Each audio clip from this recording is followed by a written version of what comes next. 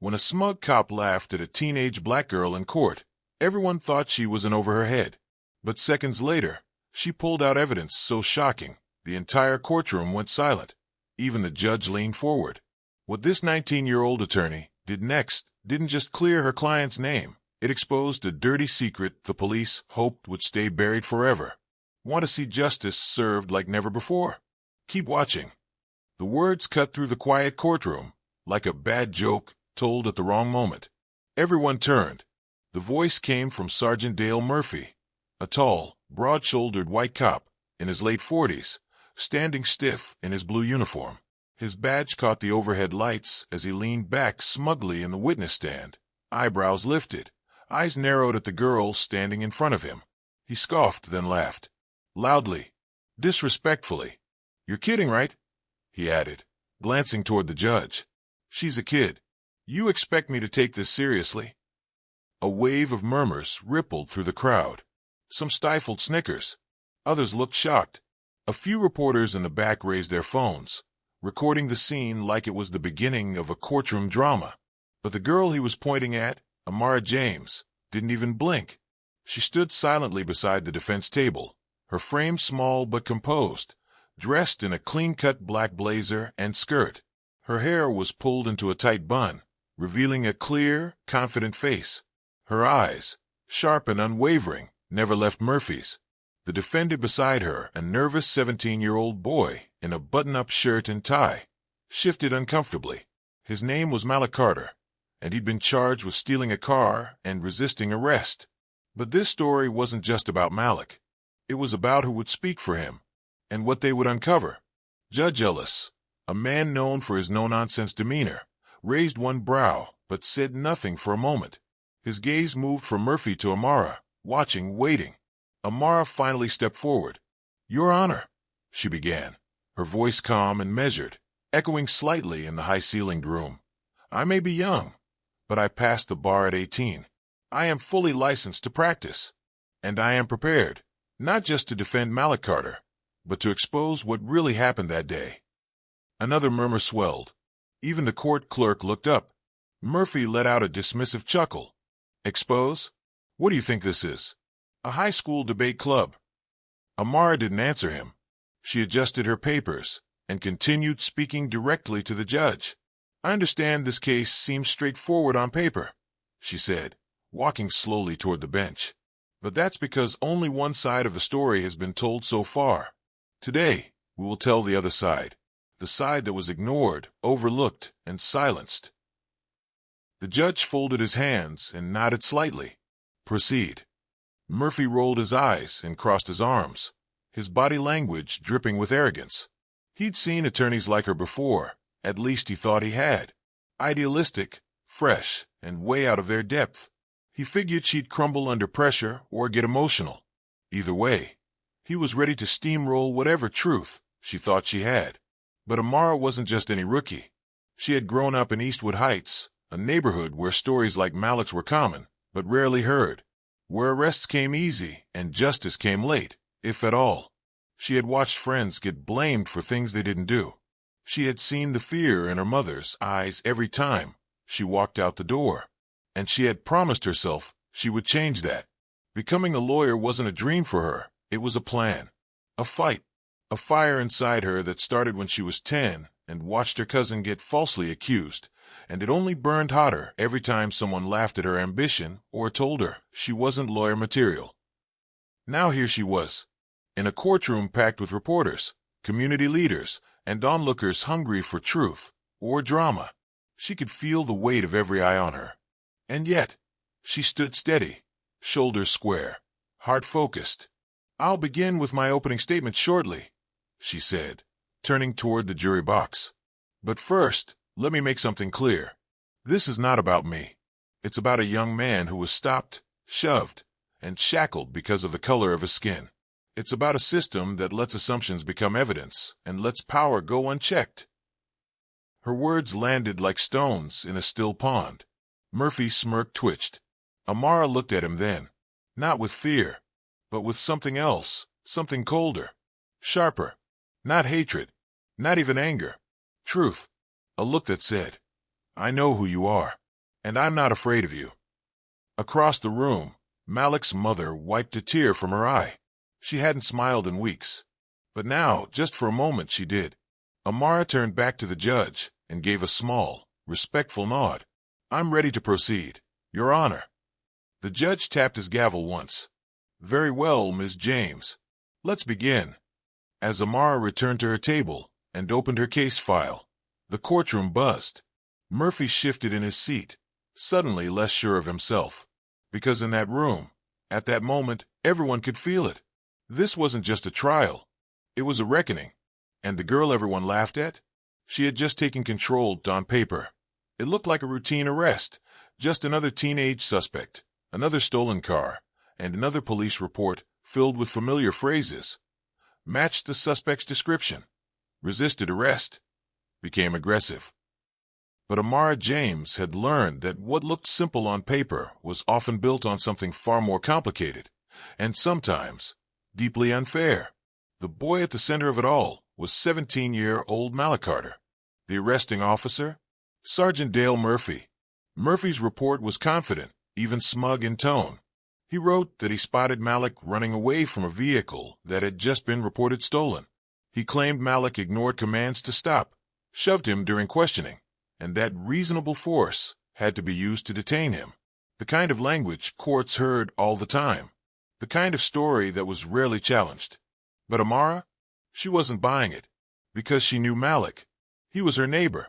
A soft-spoken kid who loved numbers and chess, and rarely raised his voice above a whisper. He helped his mom with groceries every Saturday. He tutored younger kids in math after school. He wasn't perfect, no teenager was. But one thing he definitely wasn't was a car thief. That day, Malik had been walking home from a tutoring session at the library. He had his calculator, his math books, and an orange Gatorade in his backpack. But according to Murphy, he was somehow also running from a crime scene miles away. Amara started digging, and what she found cracked the case wide open. First, she pulled the time-stamped 911 report of the stolen car. It had been reported stolen at 3:45 p.m., and located by a different officer at 4:10 p.m. across town. Murphy claimed to have arrested Malik at 4:25 p.m. The problem? The stolen car had already been in police possession for 15 minutes by then. Then came the neighbor's doorbell camera footage. Amara remembered Mrs. Liu mentioning she had a Ring camera on her front porch. She knocked on her door and politely asked for a copy of any footage from that afternoon. What the video showed was clear as day. At 4:20 p.m., Malik was walking down the sidewalk with headphones on, casually sipping his drink. No running. No signs of distress. Just a kid minding his business. Then, at 4:23 p.m., a police cruiser slowly pulled up behind him. Malik turned, paused, and the officer got out. What followed happened fast. Murphy pointed, shouted something, and within seconds had Malik pushed against the wall. No questions. No warning. No evidence of struggle. Just confusion and fear. Amara watched the footage over and over, her heart pounding harder each time. Murphy had lied. The report didn't match the timeline. The boy didn't match the behavior described. And worse, it wasn't the first time something like this had happened in that neighborhood. Amara started researching Sergeant Murphy. He'd been a cop for over 20 years. Decorated. Praised in the press. But tucked away in court records were hints of something darker. 5 complaints in the last 7 years, all quietly settled, all involving young black men, all dismissed due to insufficient evidence. But no one had ever connected the dots. Until now. Amara knew Malik's case wasn't just a one-time mistake. It was part of a pattern. A pattern that had gone unchecked because no one had dared to look closely. Or maybe because no one thought someone like Malik deserved a closer look. But Amara wasn't most people. And she wasn't afraid to look. She filed motions, subpoenaed records, interviewed witnesses. She worked through the night with tired eyes and a fierce determination that wouldn't quit. Her friends warned her not to push so hard.